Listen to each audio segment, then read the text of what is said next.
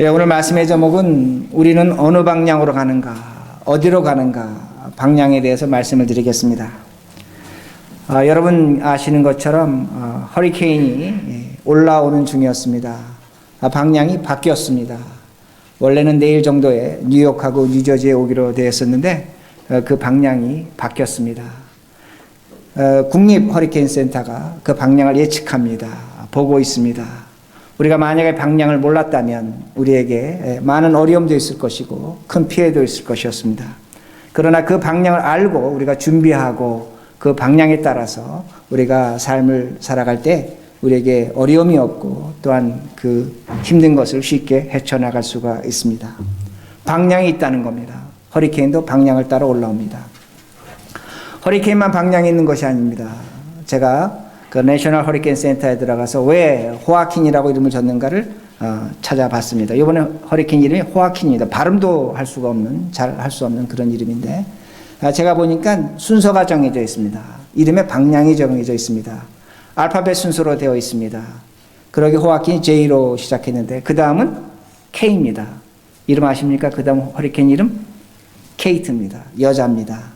순서가 있다는 겁니다. 방향이 있다는 겁니다. 그러기에 모든 일에는 순서가 있고 방향이 있습니다. 제가 여러분에게 질문하고 싶습니다.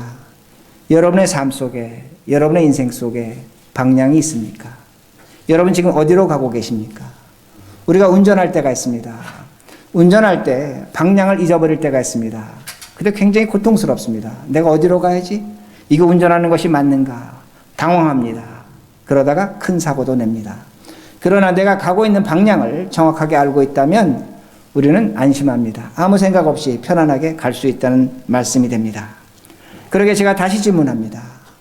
여러분들은 여러분의 인생의 방향을 알고 계십니까? 여러분이 살아야 하는 이유와 목적을 알고 계십니까? 내가 왜 가정을 꾸리고 왜 자식을 키우고 무엇 때문에 이 사업을 하고 왜 이 일을 하는가? 그 방향성을 여러분 정하고 계십니까? 물론 여러 가지 방향이 있습니다. 목적이 있습니다.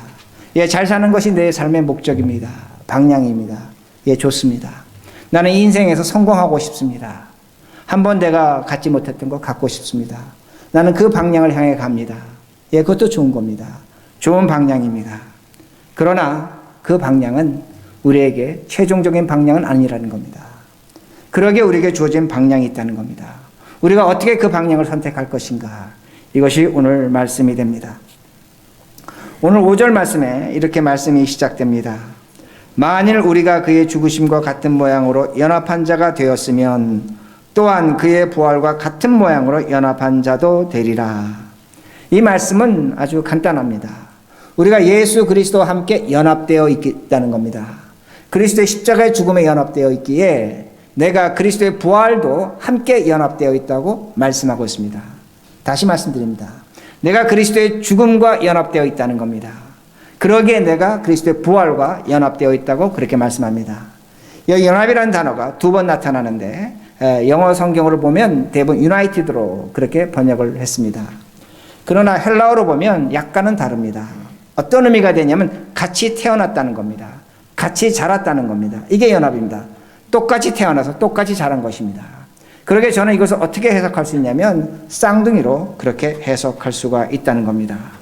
쌍둥이라는 겁니다.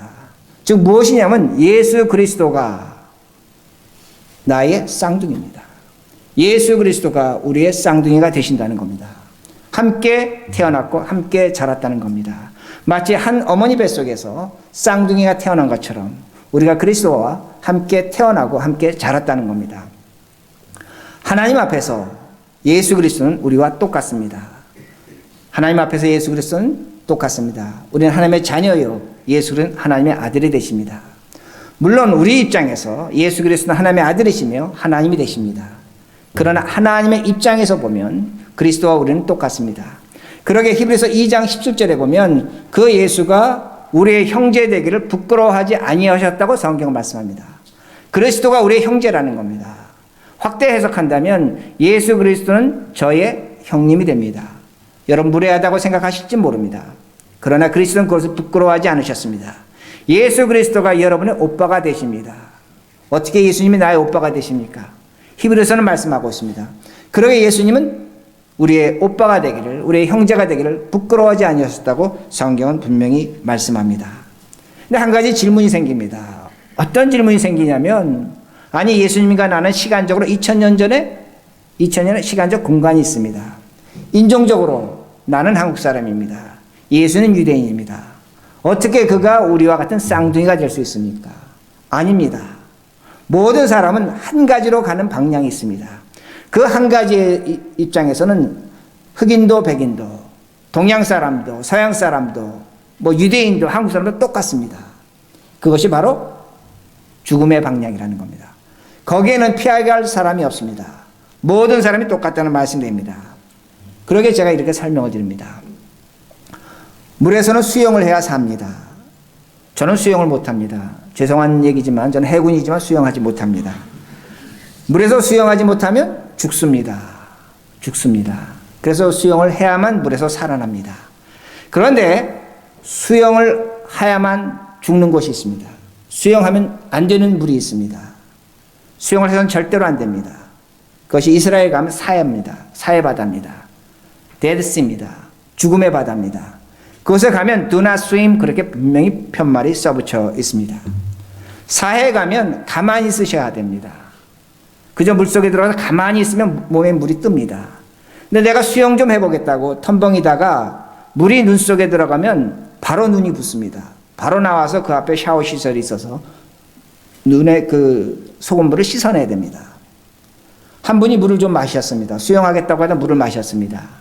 이분이 1시간 이상 통화하셨습니다. 토하다가 우리가 그분을 내버려두고 이제 다른 곳으로 이동했는데 전화가 왔습니다. 토하다 실신하셨습니다. 그러게 데드시에서 그 예루살렘으로 이머진시로 앰뷸런스로 실려간다는 겁니다. 그래서 제가 쫓아갔습니다. 그분 왜 그렇게 됐습니까? 수영하지 말고 있어서 수영한 겁니다. 물을 먹었다는 겁니다. 그래서 제가 가서 그분을 그 태운 수속을 도와드린 적이 있습니다. 이게 죽음이라는 겁니다. 죽음이라는 건 어떤 것인가? 왜 죽음이 두려운가? 좀 전에 말씀드린 것처럼 저는 수영을 하지 못합니다. 근데 물은 좋아합니다.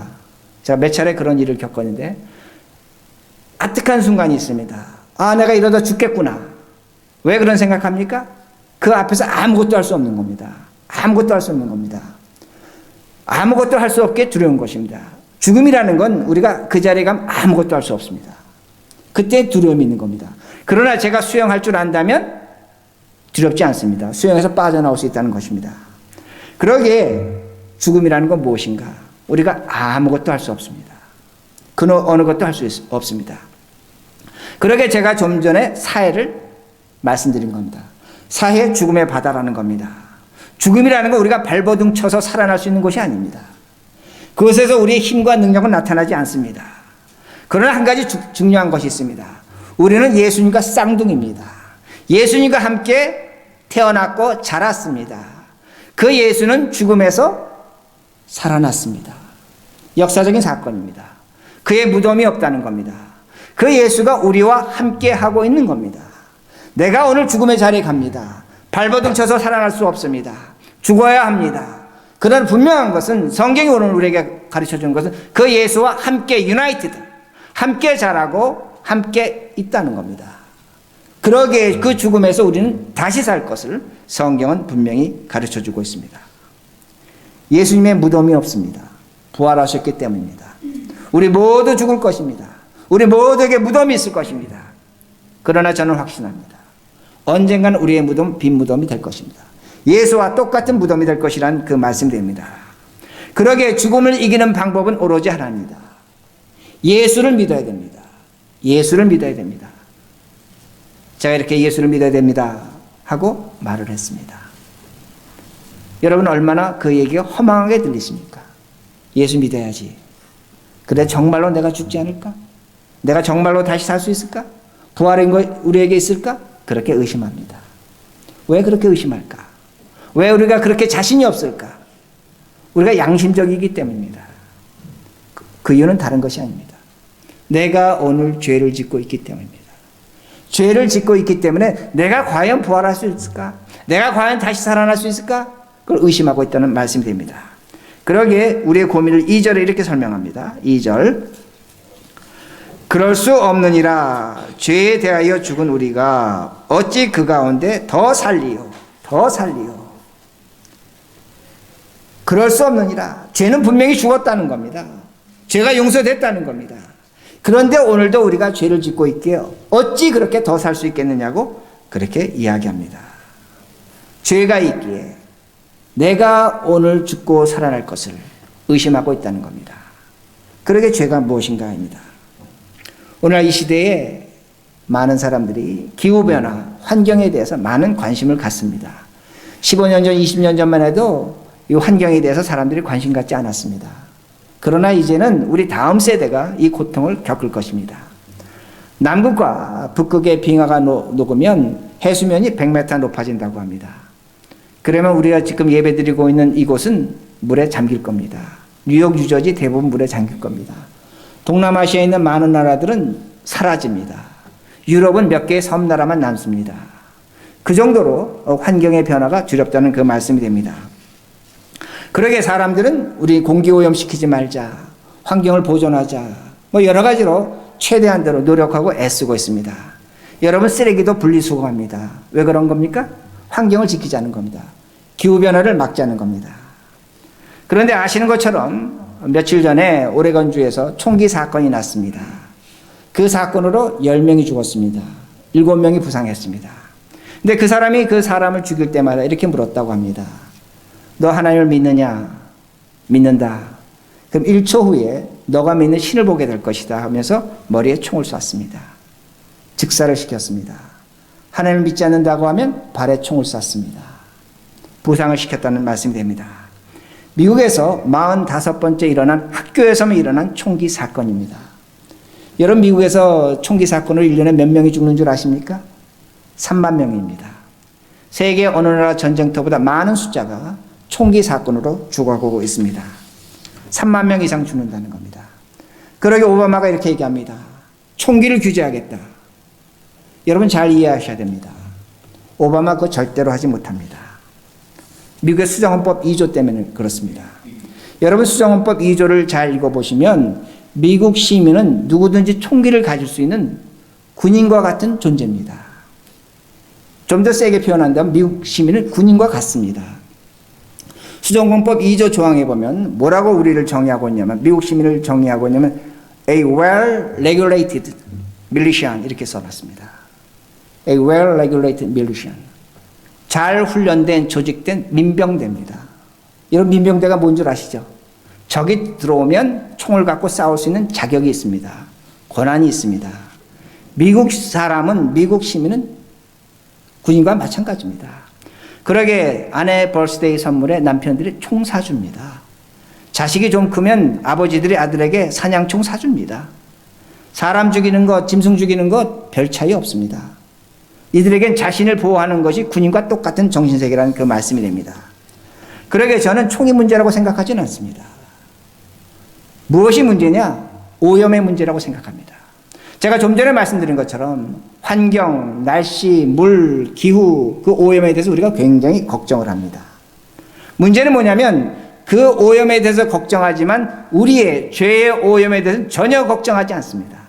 전혀 걱정하지 않습니다. 우리는 환경보호를 위해서 기후변화를 위해서 쓰레기 분리수거합니다. 그러나 제가 여러분들에게 질문하고 싶은 것은 오늘날 우리가 선과 악을 구분하며 살아가고 있는가입니다. 죄와 의로운 것을 구분하고 살아가고 있는가입니다. 그렇지 않습니다. 이제는 선과 악의 구분이 사라졌습니다. 이해하고 들으셔야 됩니다. 20, 30년 전만 해도 영화나 소설이나 문학을 보면 선과 악의 싸움에서 권선징악이 있었습니다. 선한 것이 있었습니다. 그러나 여러분 이 시대에 나온 영화 보시기 바랍니다. 영화 속에서 선이 이기는 장면 거의 없습니다. 이제는 악이 이깁니다. 아내가 남편에게 학대를 받습니다. 어려움을 당합니다. 그 아내가 부정한 짓을 합니다. 아름답게 묘사하는 것이 오늘날 영화입니다. 영화 여러분 잘 많이 보시 쇼팽크 탈출이 있습니다. 억울한 일을 당합니다. 고통을 당합니다. 그러게 거기에 반항해서 싸웠습니다. 탈출을 했습니다. 속였습니다. 그 사람에 대해서 박수를 보냅니다. 이것이 시대의 영화입니다. 다이아몬드 훔쳤습니다. 그 다이아몬드 훔친 그 도둑, 그거 갖고 떳떳하게 당당하게 살아갈 수 있는 것이 이 시대의 영화와 문화라는 겁니다. 여러분 착각하시면 안 됩니다. 우리의 자녀들이 선과 악을 구분한다? 이 시대가 선과 악을 구분하고 가르쳐준다? 속으시면 안 됩니다. 선과 악은 더 이상 구분하지 않는다는 겁니다. 인간은 선과 악에서 갈등하지 않습니다. 왜 그런 줄 아십니까? 선과 악의 구분이 사라졌기 때문이라는 말씀이 됩니다. 그러기에 이 시대는 인간이 신입니다. 뉴에이지는 대놓고 얘기합니다. 우리가 신과 같은 존재라는 겁니다. 내가 신이라는 겁니다. 너도 신이라는 겁니다. 하나님 믿을 필요도 없고 하나님 없다고 그렇게 말합니다. 그리고 더 나가서 자신의 악마성을 정당화합니다. 오레곤 총기 사건의 그 범인이 뭐라고 얘기합니까? 나는 외롭다는 겁니다. 나는 고독하다는 겁니다. 나는 외롭고 고독하기에 사람을 죽이는 것이 정당하다는 겁니다. 당당하다는 겁니다. 이것이 이 시대의 정신이라는 말씀입니다. 그러나 다시 말씀드립니다. 인간은 신도 아닙니다.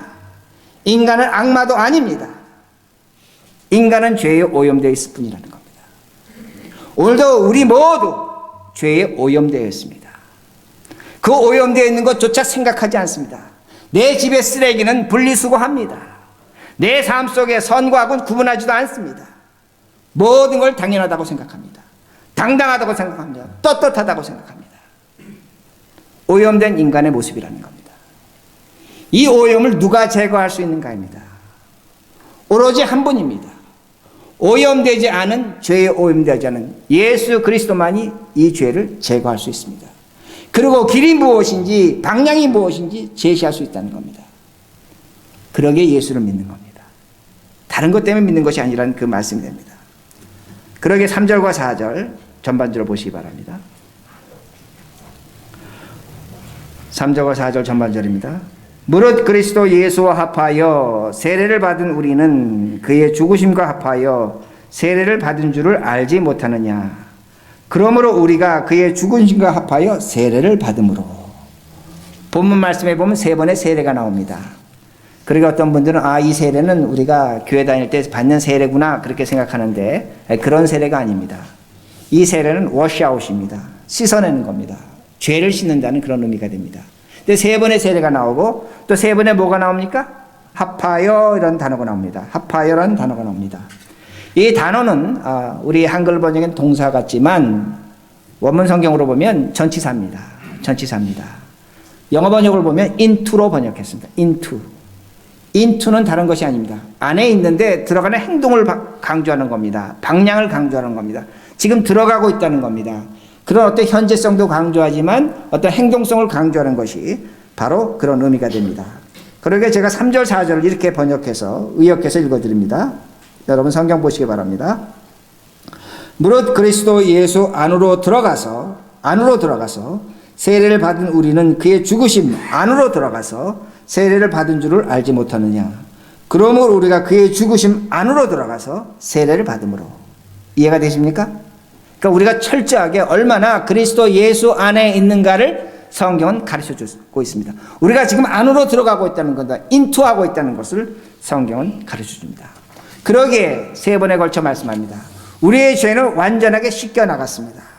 그러나 우리는 예수와 완벽하게 연합되어 있다는 겁니다. 연합되어 있다는 겁니다. 제가 다시 이것을 이렇게 설명합니다. 사람은 3가지 관계를 갖습니다. 첫 번째는 나와 나와의 관계를 갖습니다. 이걸 자아라고 합니다.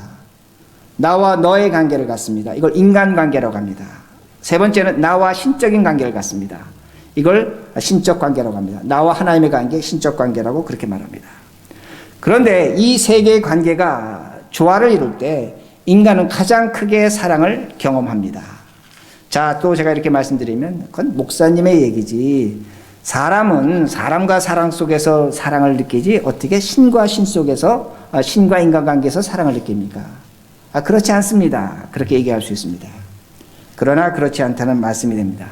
인간은 신적인 관계에서 사랑을 얻는다는 말씀이 됩니다. 하나님이 우리에게 주시는 사랑을 아가페적인 사랑이라고 합니다. 아가페적인 사랑. 여러분 잘 아시는 것처럼 무조건적인 사랑입니다. 그 사랑이 나에게 찾아올 때 인간과 인간의 사랑은 변합니다. 인간과 인간의 사랑은 필로스입니다. 에로스입니다. 그러나 하나님의 사랑이 우리에게 올 때 그 아가페가 그 필로스와 에로스를 변화시켜서 아가페적인 사랑으로 만들어버립니다. 그리고 인간은 나르시스적 사랑을 합니다. 나는 나를 사랑합니다. 그건 나르시스적입니다. 그런데 하나님의 아가페적인 사랑이 오면 그 나르시스적 사랑이 변해서 아가페적인 사랑으로 변한다는 겁니다. 사람은 사랑을 하면 삶이 달라집니다. 삶의 내용이 달라집니다. 언어가 달라집니다. 여러분, 우리 모두 경험하셨습니다. 여러분, 연애하실 때, 누군가를 만날 때, 사랑할 때, 오늘 우리 찬양하는 분도 그렇게 인도했지만 그 사랑을 경험하면 달라집니다. 가슴이 두근거립니다. 행동이 달라집니다. 노처녀가 사랑하면 어떻게 됩니까? 말투가 달라집니다. 공손해집니다.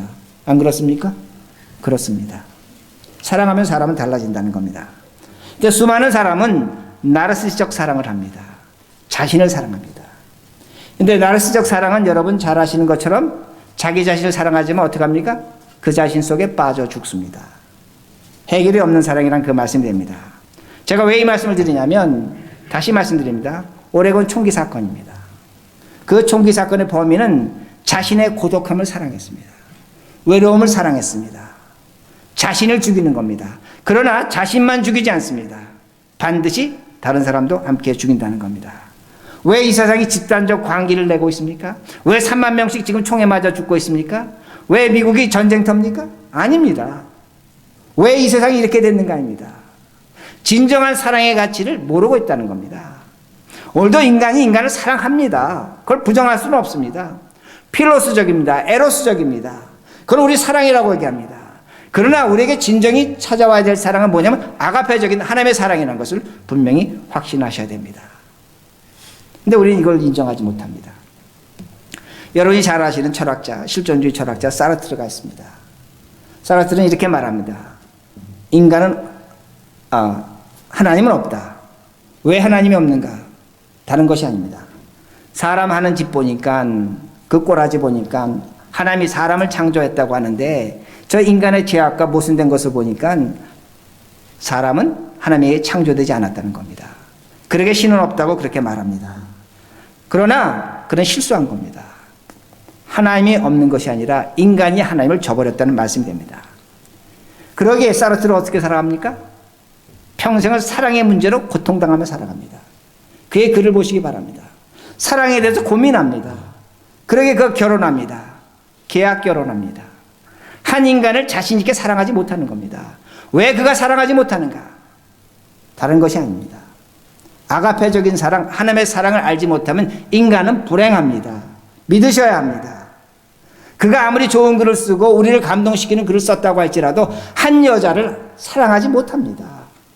자신이 없습니다. 그러게 계약 결혼하는 겁니다. 왜? 아가페적인 사랑을 알지 못하기 때문이란 말씀이 됩니다. 우리 모두가 아가페적인 사랑, 하나님의 사랑으로 우리의 인생을 풍성하게 만들 수 있습니다. 그러기에 4절 후반절에 나옵니다. 아가페적인 사랑이 풍성할 때 우리는 사람답습니다.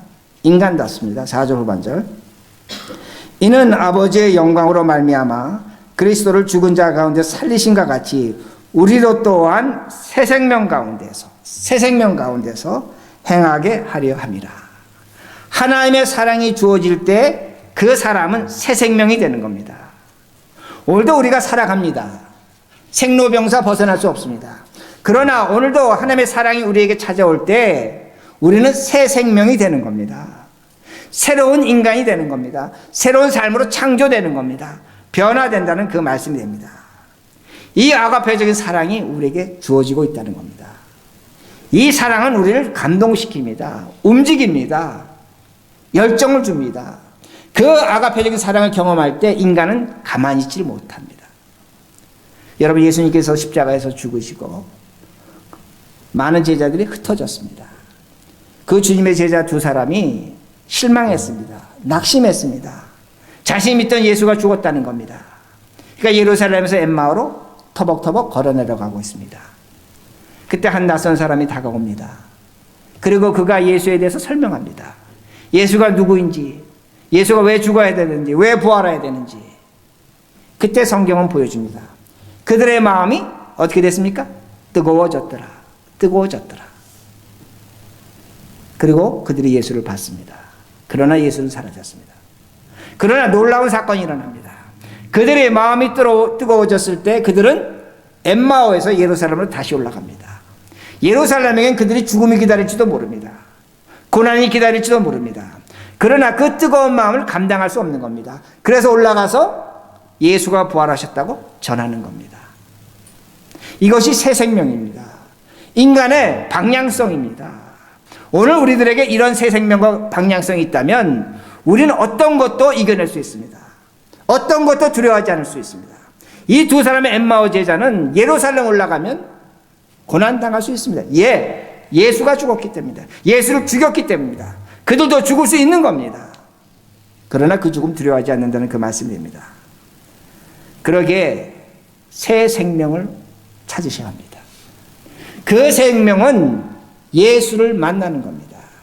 예수의 사랑이 느껴지는 겁니다. 체험되어지는 겁니다. 그리고 그 뜨거운 열정이 우리에게 살아난다는 말씀입니다. 그래서 제가 폴 틸릭이라는 신학자가 말한 것을 읽어드리겠습니다. 여러분 듣기만 하시기 바랍니다. 신학자가 이렇게 말합니다. 폴 틸릭이 우리가 자진해서 우리의 죽을 몸을 사로잡아 내가 자진해서 내 의지와 힘과 노력을 다해서 내 몸을 사로잡아 그리스도 안에서 새로운 생명의 세계 속에 받쳐서 살아가지 않는다면, 내가 오늘도 내가 의지적으로 노력해서 내 몸을, 내 죄악을 버려가며 그리스도께 받쳐서 살아가지 않는다면 죽음이 우리 가운데 들어와 우리 몸을 그리스도와 갈라놓고 나의 몸이 그리스도의 몸이 되지 않게 만들어 우리가 그의 말씀 성령 성찬 전도를 통해서 그리스도 안에 성장해 갈, 그로부터 받은 새 생명도 키워갈 영의 역사가 죽어버리고 말 것이다. 여러분 이 의지가 있습니까? 오늘도 우리 많은 성도들은 하나님 나를 사랑해 주십시오. 나에게 아가페적인 사랑을 감동해 주십시오. 그러면 나는 당신을 사랑하겠습니다. 노신학자는 그렇게 말하지 않습니다. 여러분이 의지를 가지셔야 됩니다. 하나님을 사랑하셔야 됩니다. 오늘도 내 마음속에 있는 죄악을 버리셔야 됩니다. 나쁜 습관 반복하시면 안 됩니다. 선과 악을 구분하셔야 됩니다. 아무리 이 세상이 우리에게 선과 악을 가르쳐주지 않는다고 할지라도 잘못된 것이라면 분연히 일어나셔야 됩니다. 버리셔야 합니다. 여러분의 눈앞에 이익이 있다고 해서 그걸 그대로 묵과하시면 안 된다는 겁니다. 우리가 그렇게 살아갈 때에 우리는 그리스도와 한 몸이 된다고 분명히 가르쳐줍니다. 그러나 그렇게 살지 않으면 그리스도와 멀어진다고 말씀합니다. 가르쳐주고 있다는 말씀입니다. 그러게 성경은 말합니다. 개가 토한 것을 다시 먹느냐? 개가 토한 것을 다시 먹느냐? 여러분 어떻게 사시겠습니까? 오늘 우리가 그리스도와 연합될 수 있고 그 그리스도의 사랑으로 만족할 수 있고 우리 인생의 방향을 정할 수 있고 우린 죽음을 이길 수 있고 부활할 수 있는 길이 성경은 분명히 우리에게 가르쳐줍니다. 맞으려고 질문하는 겁니다. 여러분에게 그런 의지가 있는가입니다. 죄와 싸울 의지가 있는 겁니다. 폴 틸릭의 말대로 우리가 그렇게 싸웠다면 때로는 질 수 있고 때로는 넘어질 수 있지만 이 예배가 기쁨의 예배가 됩니다. 감사의 예배가 됩니다. 영광의 예배가 됩니다. 만약 여러분들이 오늘도 우리가 죄와 싸운다면, 선과 악을 구분하고 산다면 우린 조금의 두려움도 없습니다. 왜? 우리에게 부활과 생명이 소망으로 주어졌기 때문입니다. 내가 오늘 가난할 수도 있고 돈이 없을 수도 있고 때로는 세상에 나가서 조롱받을 수도 있습니다. 그러나 전혀 부끄럽지 않습니다. 우리의 방향이 정해져 있습니다. 가장 인생의 무서운 죽음, 그걸 극복하고 이겨냈다는 겁니다. 이것이 우리의 해답입니다. 오늘도 많은 사람들이 방향을 찾습니다. 우리에겐 예수 그리스도로 말미암아 방향이 주어졌습니다. 이 방향을 확신하시고 믿으시고 오늘도 의지적으로 죄와 싸우면서 선과 악을 구분하면서 여러분의 삶을 새롭게 살아가시며 이루시는 우리 모두가 되기를 바랍니다. 기도하시겠습니다.